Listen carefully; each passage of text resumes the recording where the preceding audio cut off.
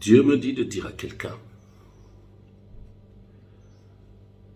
si les autres ont eu des tombeaux pour être enterrés dignement,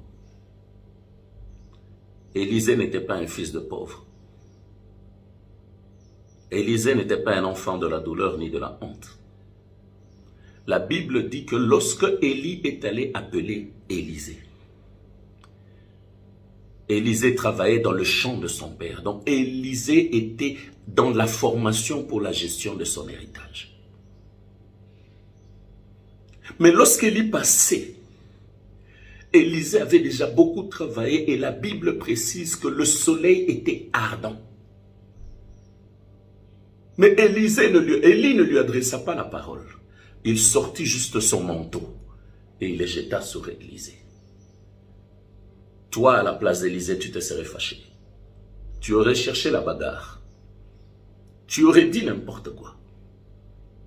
Mais je vais te dire quelle est l'attitude d'Élisée. Celui qu'on appelle par la volonté de Dieu est loin de la colère. Il est disposé à obéir, à se soumettre, à se consacrer, à adorer, à louer, à prier et à jeûner. Élisée se levera. Il n'ira pas prévenir ses parents. Il ne demandera pas à Élie d'attendre. Mais il suivra celui qui lui a donné le manteau, en lui remettant le manteau. La Bible dit qu'il a suivi Élie partout. Et il arriva un temps où Élie devait être enlevé. Voici ce que la Bible dit.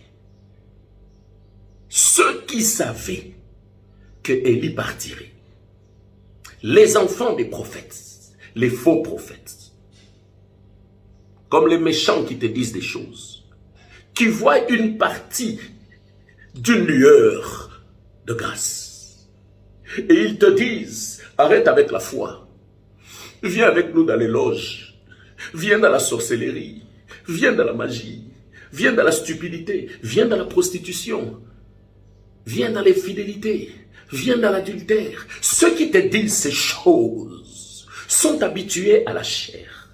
Mais toi, tu appartiens à l'Éternel. Pourquoi?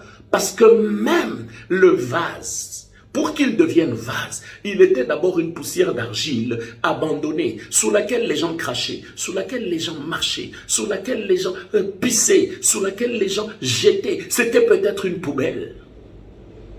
Mais lorsque le temps de Dieu est accompli, la terre d'argile a été prise, elle a été tamisée, elle a été préparée, elle a été mouillée pour faire une pâte. Elle a commencé à prendre forme.